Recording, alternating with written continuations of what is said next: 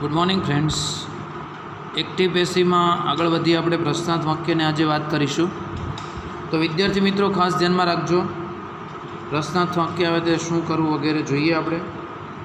તો પ્રશ્નાર્થ વાક્ય ઉદાહરણ સાથે આપણે સમજીએ. સૌપ્રથમ સાદા વર્તમાન કાળની વાત કરીએ કે કેવું પ્રશ્નાર્થ વાક્ય હોય અને એમાં શું હોય. ફોર એક્ઝામ્પલ જુઓ, Do you read newspaper daily? તમે દરરોજ પેપર વાંચો છો. હવે નિયમ પ્રમાણે જ આપણે આગળ ચાલવાનું છે, પરંતુ જ્યારે પ્રશ્નાર્થ વાક્ય હોય ત્યારે એને પહેલાં સાદું તમારે એક રફ કામ કરીને બનાવી દેવાનું. હવે માનો કે આ ડુ ડઝવાળું કોઈ પણ પ્રશ્નાર્થ વાક્ય આવે કે ડીડવાળું આવે, ત્યારે એને સાદું બનાવવા માટે શું કરવું, બરાબર? તો જોઈએ. તો જે વાક્યની શરૂઆતમાં ડુ છે એને ભૂલી જાઓ થોડી વાર માટે. બાકીનું વાક્ય વાંચો. You read newspaper daily. તમે દરરોજ પેપર વાંચો છો. સાદું થઈ ગયું. હવે આપણે નિયમ પ્રમાણે જોઈએ તો આ કર્તા, ક્રિયાપદ, કર્મ, અન્ય શબ્દ. હવે નિયમ પ્રમાણે આપણે આગળ બનાવીએ, બરાબર? પણ આ હજુ આપણે રફકામ છે, બરાબર? આપણે જે બનાવીશું એ રફકામ બનાવીશું. આ એક રફકામનું આપણું છે.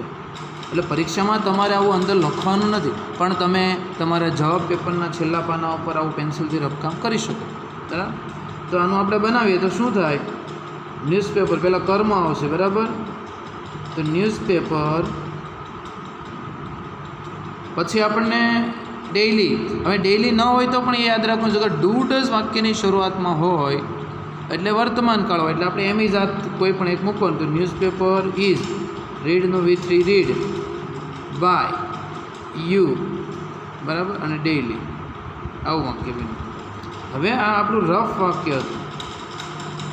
હવે રફ વાક્ય હતું, પણ આપણું વાક્ય મૂળ વાક્ય પ્રશ્નાર્થ છે, તો આપણે આને પણ પ્રશ્નાર્થ બનાવવો પડે. અને આવું જ્યારે કોઈ પણ સાદા વાક્યને પ્રશ્નાર્થ બનાવવું હોય ત્યારે વાક્યમાં વપરાયેલ ટુ બીના રૂપને આપણે વાક્યની શરૂઆતમાં મૂકીએ છીએ. આ આપણું કર્મ છે, આ ટુ બી છે, આ V3, અને આ કર્તા, અને છેલ્લે અન્ય શબ્દ.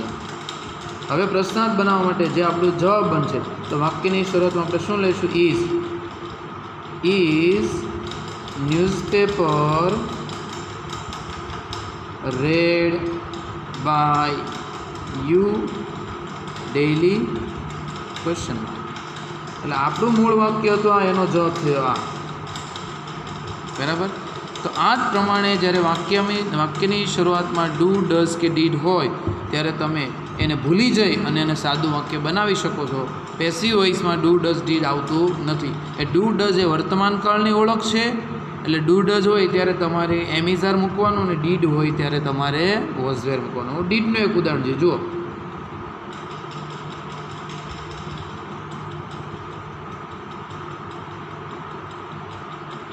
Did you make panipuri yesterday night? Question mark.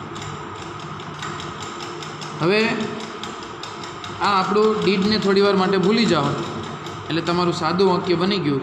You make panipuri yesterday night. But remember, પણ તમારે એ યાદ રાખવાનું છે કે અહીંયા ડીડ છે એટલે આ વાક્ય કયા કાળમાં છે? ભૂતકાળમાં. એટલે તમારે ટુ બી શું મૂકવાનું? વોઝ કહેવાય.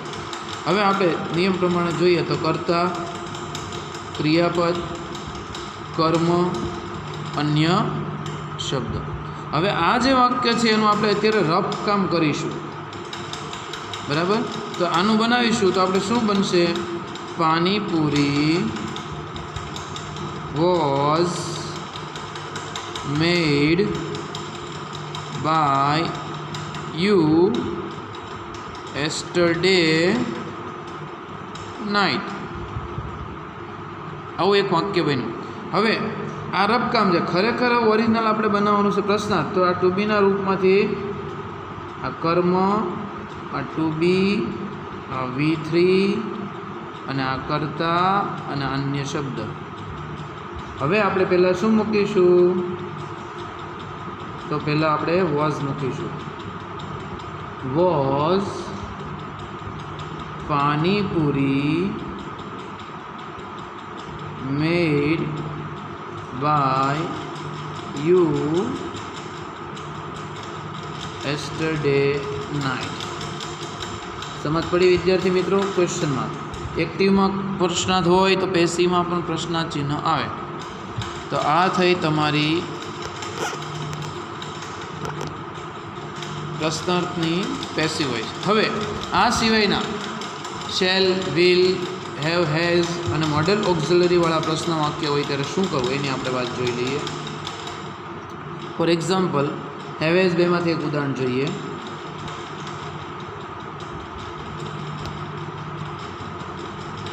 Has she cleaned her house recently? તાજેતરમાં હમણાં એને ઘર સાફ કર્યું છે. હવે જ્યારે આવું હોય ત્યારે શું કરવાનું? ત્યારે તમારે પહેલાં આને સાદું બનાવવાનું, અને આવું હોય ત્યારે એને સાદું બનાવવા માટે તમારે શું બનશે? સાદું વાક્ય બનાવવાનું. તો આપણે શું કરીશું? પહેલાં કરતા she has cleaned her house recently, આવું લખીશું એટલે સાદું વાક્ય બની ગયું. હવે સાદા વાક્ય તો આપણને આવડે છે એટલે તમે તરત જ આનો જવાબ લખી શકશો. શું લખશો? Passive voice. બરાબર, આ સાદું વાક્ય છે. રફ કામ જેને કહી શકાય. આ શું છે? રફ કામ. શું થશે? તો her house has been cleaned by her recently. હવે આ રફકામ છે. હવે આપણે મૂળ વાક્ય જે છે આપણું પ્રશ્નાર્થ છે ને એનું પેસિવ વોઇસ બનાવવાનું છે. તો આમાંથી તમારે જે ટુ બીનું રૂપ છે એનું માત્ર બે હોય તો એક જ લેવાનું, એટલે હેઝ આગળ આવશે એટલે આવો જવાબ થશે. Has her house been cleaned by her recently? Question mark. તો આ થયું એનો જવાબ. એ જ પ્રમાણે હેવ એઝ હેડનું થશે. હવે માનો કે મોડલ ઓક્ઝિલરી વાળું કોઈ વાક્ય હોય તો શું કરવું જોઈએ? Can he drive a car? શું તે કાર ચલાવી શકે છે? તો હવે આનું આપણે સાદું બનાવીશું. બરાબર, આ બંને રફ કામ છે. આ શું છે? રફ કામ. હવે એનું બનાવીએ આપણે તો શું થાય? He can drive a car. આ સાદું બને. હવે એનું પેસિવ વોઇસ બનાવીએ આપણે તો a car can be driven by him. હવે મૂળ વાક્ય જે છે એનું પેસિવ વોઇસ આપણે બનાવીશું તો પહેલાં ટુ બીનું રૂપ એટલે કે કેન લઈશું. Can a car be driven by him? Question. તો આ પ્રમાણે તમે પેસિવ વોઇસ બનાવી શકો. હવે આ થયા ટુ બીના રૂપથી શરૂ થતા ક્વેશ્ચનો. પણ આ ઉપરાંત આપણી પાસે વોટ કે વુ વાળું વાક્ય આવે ત્યારે કઈ રીતે બનાવવું એની વાત જોઈ લઈએ આપણે. તો વુ વાળું ક્વેશ્ચન વાક્ય, WHO વુ વાળા વાક્યો. બરાબર, તો વુ વાળા વાક્ય હોય ત્યારે શું કરવું? જોજો વિદ્યાર્થી મિત્રો. બરાબર, કદાચ તમને ક્લિયરલી ન દેખાતું હોય તો હું જે બોલું તેમાં ધ્યાન રાખજો. પછી તમને ફોટોકોપી મોકલીશ અને એના આધારે પણ તમે જોઈ શકશો. હવે વુ વાળા વાક્ય હોય તો શું કરવું? ફોર એક્ઝામ્પલ આપણે એક ઉદાહરણ લઈએ. who wrote this poem? આ કવિતા કોણે લખી? બરાબર. હવે જ્યારે હુવાળા વાક્ય હોય ત્યારે શું કરવાનું? હુની અંદર હુવાળા વાક્યમાં કરતા હોતો નથી એટલે આપણે કરતા ધારવો પડે. બરાબર, ધારેલો કરતા પછી પાછો દૂર કરવાનો. હવે આનું આપણે સાદું વાક્ય આ who wrote this poem એવું છે. બરાબર, તો હુની જગ્યાએ આપણે કોઈ પણ એક કરતા ધાર લઈ લઈએ. ફોર એક્ઝામ્પલ આઈ લઈ લઈએ. આઈ રોટ ધીસ પોએમ. આ કવિતા મેં લખી. બરાબર, રફ કામના વાક્ય છે. તો આવું વાક્ય આપણે લીધું. હવે આ સાદું વાક્ય થઈ ગયું, આઈ રોટ ધીસ પોયમ. હવે આપણને આવડે છે આનો જવાબ. તો શું થાય? This poem was written by me. બરાબર. હવે આ બધું થઈ ગયું. હવે આનું આપણે પ્રશ્નાર્થ બનાવવાનું. એટલે પ્રશ્નાર્થ બનાવવા માટે ટુ બી લૂપ આગળ લેવું પડે. એટલે આ ટુ બી લૂપ વોઝ છે ને આગળ લઈશું. એટલે આપણો જવાબ આવો બનશે, was this poem written by me. બરાબર. આ હજુ આપણું રફકામ છે, આ બધા રફકામના વાક્ય છે. હવે મૂળ વાક્ય આપણે શરૂ કરીશું.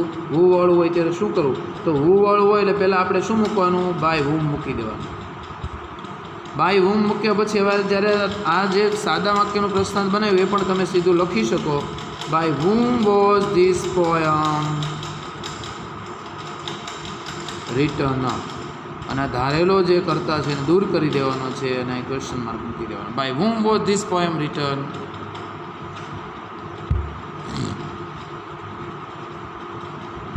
હજુ એક ઉદાહરણ જોઈએ.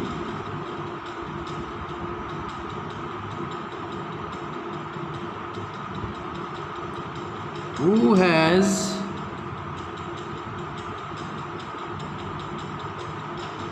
has broken this glass? કાચ અથવા ગ્લાસ. આ પ્યાલો અથવા આ કાચ કોણે તોડ્યો? હવે આપણે આમાં કરતા ધારી લઈએ તો શું થશે આનું વાક્ય? આઈ. જો અહીંયા ભલે આઈ હેવ કરીએ કે હેઝ કરીએ, I have broken this glass. હવે આ રફકામ થયું. બરાબર.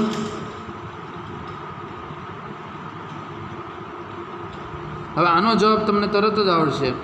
This glass has been broken by me. હવે હું હોય એટલે પહેલાં બાય હુમ મૂકી દેવાનું. એટલે આપણે શરૂઆત કરીએ બાય હુમ.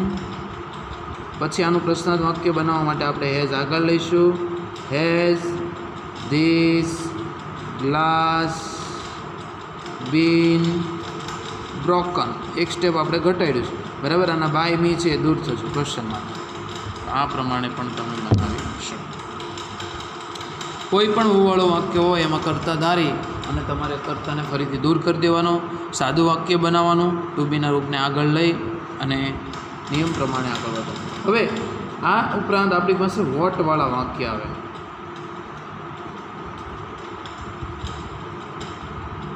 તો વોટવાળા વાક્યની અંદર કર્મ હોતું નથી. એટલે આપણે કર્મ ધારવું પડે. બરાબર છે. હુવાળા વાક્યમાં કરતા હોતું નથી. જોઈએ ઉદાહરણ. For example,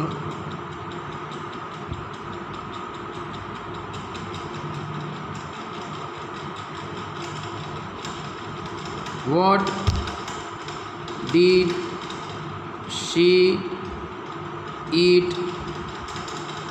yesterday? ગઈકાલે તેમણે શું ખાધું? હવે એમણે શું ખાધું આપણને ખબર નથી. વોટ એટલે કર્મ હોય એટલે આનો તમારે જવાબ આપી દેવાનો ધારેલા કર્મથી. બરાબર. જે વાક્ય છે એનું ધારેલા. ફોર એક્ઝામ્પલ આ તો આનો જવાબ શું થાય? શી. બરાબર. જો ડાયરેક્ટલી તમને જવાબ ન આવડે તો આપણે નિયમ પ્રમાણે ડીડ નીકળી જાય. શી at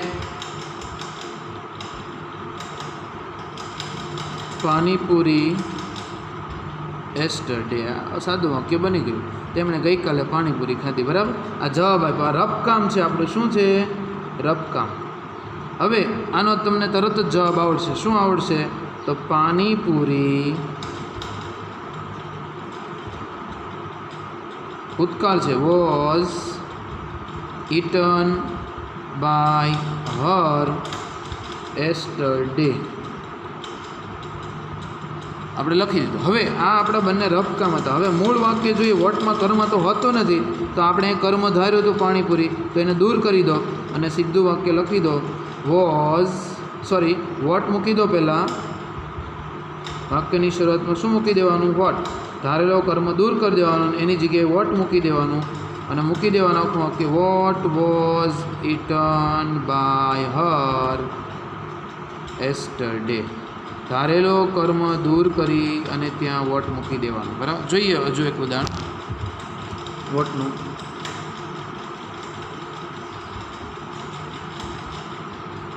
what do you buy every day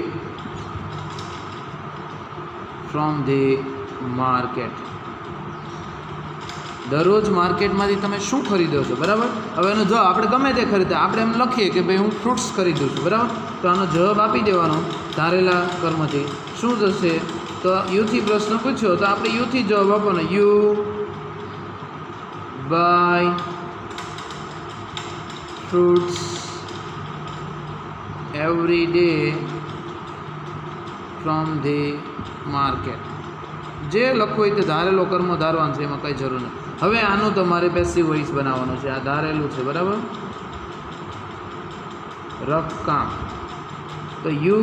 બરાબર. હવે આનું બાય ફ્રૂટ્સ તો આનો જવાબ આપણે શું લખશું? ફ્રૂટ્સ કાળ કયો? વર્તમાન કાળ એટલે આર. બરાબર. Fruits R.